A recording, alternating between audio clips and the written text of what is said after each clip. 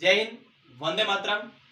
पुनः आप सभी का हमारे YouTube चैनल गोयल इंस्टीट्यूट पर स्वागत, वंदन, अभिनंदन है। आज हम साध्यता के आधार पर व्यक्त करने वाली अगले मेथड को देखेंगे। हम काफी महत्वपूर्ण सिलेक्टेड टॉपिक है ये, और ये जो मेथड्स है वेरी वेरी मोस्ट इंपोर्टेंट है। ठीक है, अगली मेथड है मोलरता।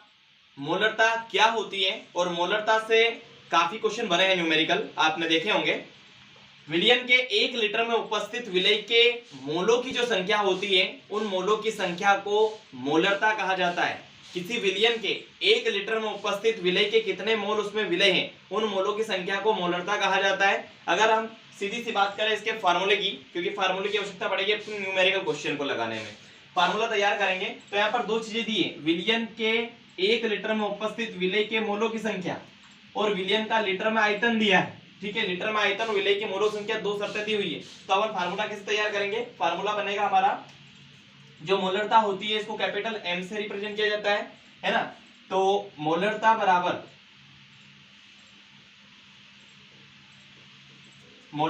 क्या होगा? विलयन का लीटर में आयतन और विलय के मोलों की संख्या। तो विलय के मोलों की संख्या, विलय के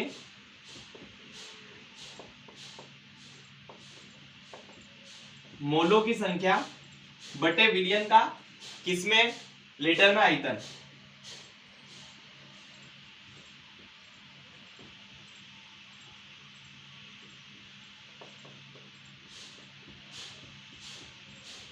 ठीक है, विलयन का लीटर में आयतन। अब इसको सिंबल में कैसे कन्वर्ट करेंगे देखें।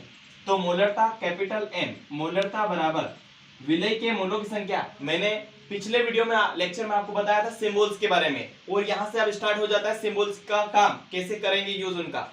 विलय, विलय मतलब क्या? बी, बी मतलब क्या? विलय, सोल्यूट।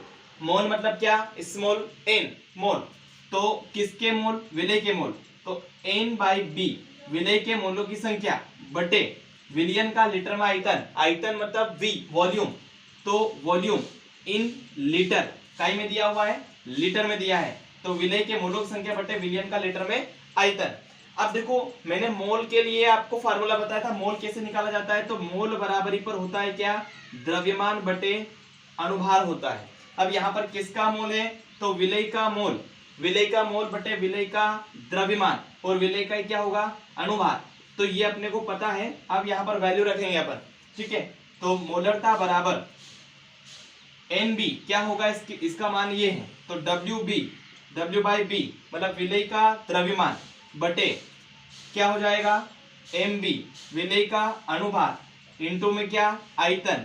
किस में दिया है? इन लीटर में। अब ध्यान रहे, जब भी लीटर में वॉल्यूम दिया जाता है, जब भी लीटर में आयतन दिया जाता है, तो उसको लीटर से मिलीलीटर में चेंज करने के लिए, स्थानांतरित करने के लिए ऊपर द्रव्यमान में 1000 का क्या हो जाएगा? गुणा हो जाएगा। तो मोलरता बराबर विलय का द्रव्यमान इंटू 1000 बटे विलय का अनुभार या आणविक द्रव्यमान इंटू वॉल्यूम। अब इन मिलीलीटर में हो जाएगा। क्यों होगा? क्योंकि हमने लीटर को कन्वर्ट कर लिया है मिलीलीटर में, और ऊपर 1000 का गुणा कर दिया है। ठीक है, ये इसका फार्मूला तैयार हुआ। अब इसी फार्मूले के यूज से, इसी फार्मूले के उपयोग से हम इसके न्यूमेरिकल क्वेश्चन को लगाएंगे। एक बार पुनः देखें, विलयन के 1 लीटर में उपस्थित विलय के कितने मोल उसमें विलय है, उन मोलों की संख्या को मोलरता कहा जाता है। मोलरता बराबर विलय के मोलों की संख्या बटे विलयन का लीटर में आयतन। विलय के मोल मतलब एनबी, विलय के मोलों की संख्या बटे विलयन का लीटर में आयतन। लीटर में आयतन है। अब एनबी का वैल्यू होता है डब्ल्यू बटे एमबी, मतलब विलय का द्रव्यमान बटे विलय का अनुभार, उसका मान रखा। विलय का द्रव्यमान बटे विलय का अनुभार इंटू वी इन लीटर, मतलब वॉल्यूम दिया है लीटर में, लीटर को मिलीलीटर में चेंज करना, 1000 का गुणा कर दिया। अब इसको हिंदी में कैसे याद करें? तो ये होगा मोलरता बराबर डब्ल्यू बी, डब्ल्यू मतलब क्या? मास, बी मतलब क्या? विलय। तो विलय का द्रव्यमान, विलय का द्रव्यमान इंटू 1000 बटे M B, M molecular mass, B मतलब विलय, तो विलय का मोलिकुलर मास है ना। तो मोलिकुलर मास ऑफ विलय, बोल सकते हैं विलय का अनुभार, विलय का अनुभार इंटू आयतन, आयतन, और किस में दिया है, मिलीलीटर में दिया है, एमएल में दिया है। ठीक है, ये लास्ट फार्मूला है हमारा मोलरता के लिए। ठीक है, अब इसके जो हम न्यूमेरिकल क्वेश्चन है उसको देखेंगे। ठीक है, अब मोलरता को समझे आप, सूत्र देखा, कैसे फार्मूला तैयार हुआ, फार्मूले को माइंड में रखें। अब आंकिक क्वेश्चन लगाएंगे हम, न्यूमेरिकल क्वेश्चन, किस प्रकार से फार्मूले की सहायता से हम कैसे किसी भी क्वेश्चन को हल कर सकते हैं। अगर आपको डेफिनेशन फार्मूला समझ में आया और आपको फार्मूले पता भी होना चाहिए, क्योंकि यहाँ पर देखिएगा एक क्वेश्चन मैं आपके बीच लेकर आया हूँ, इसको देखें।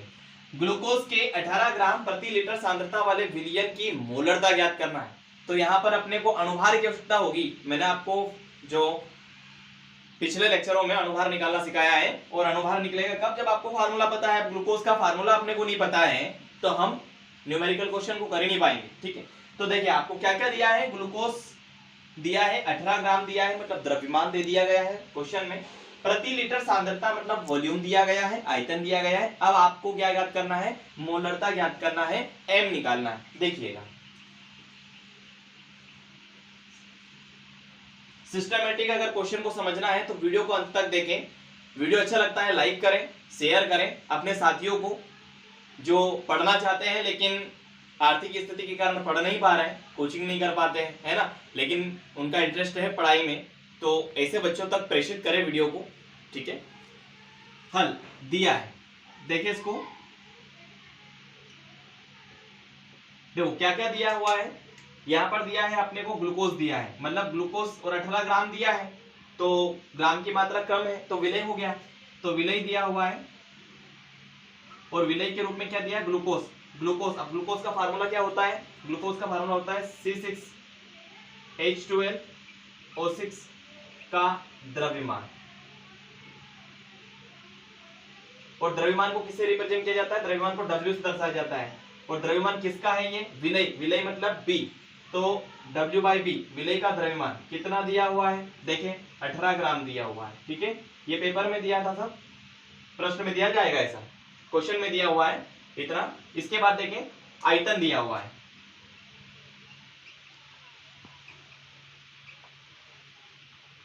वॉल्यूम दिया है, मतलब V दिया हुआ है, कितना दिया है, देखें प्रति लीटर, मतलब प्रति लीटर मतलब 1 लीटर,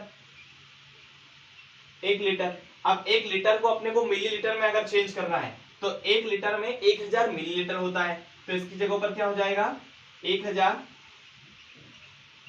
मिलीलीटर हो जाएगा, एमएल में हो गया। ठीक है, अब क्या ज्ञात करना है अपने को,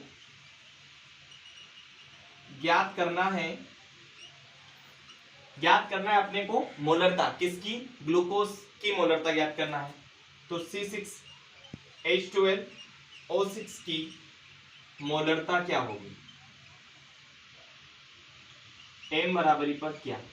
अब देखो, अब अपने को फार्मूला पता होना चाहिए, यहां से फार्मूला देख लेंगे अपने को क्या क्या चीजें दी हुई है। अब क्या अपने को निकालना है, अपने को फार्मूला पता है, फार्मूला अपने को मैं यहां लिख दे रहा हूं। जब भी मोलरता की बात करें तो मोलरता बराबरी पर विलय का द्रव्यमान इंटू 1000 बटे विलय का अनुभार इंटू आयतन इन मिलीलीटर में, ये फार्मूला होता है। अब देखो इस फार्मूले के अकॉर्डिंग अगर हम देखें, WB विलय का द्रव्यमान दिया हुआ है क्वेश्चन में, 18 ग्राम दिया है। MB, अब MB कहीं से कहीं तक यहाँ पर नहीं है क्वेश्चन में। ठीक है, वॉल्यूम दिया हुआ है 1 लीटर, 1000 मिलीलीटर में चेंज कर लिया अपन ने। अब MB कहां से मिलेगा, मतलब मोलिकुलर मास, विलय का अनुभार, विलय का आणविक द्रव्यमान, तो विलय कौन है, ग्लूकोज है, तो ग्लूकोज से अपने को मिलेगा क्या, MB निकलेगा।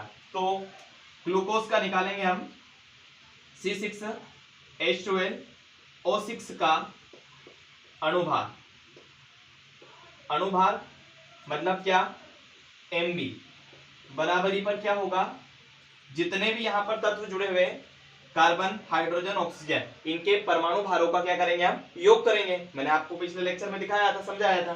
ठीक है, तो परमाणु भारों का योग, परमाणु भारों का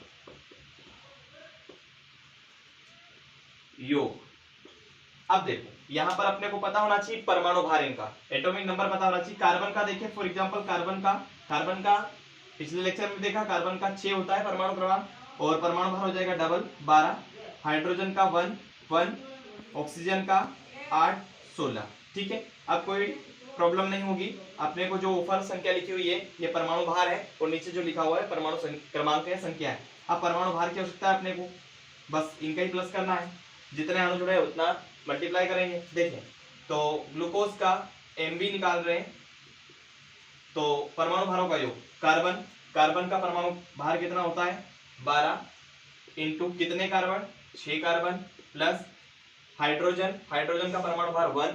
ठीक है, कितने हाइड्रोजन 12 हाइड्रोजन जुड़े हुए हैं प्लस ऑक्सीजन का परमाणु भार 16, कितने ऑक्सीजन जुड़े हुए हैं 6। ठीक है, इंटू करें M/B विलेय का अणुभार बारचन, बारचन 72 प्लस 12 एकन 12 प्लस 16 M/B 72 12 और 96 180।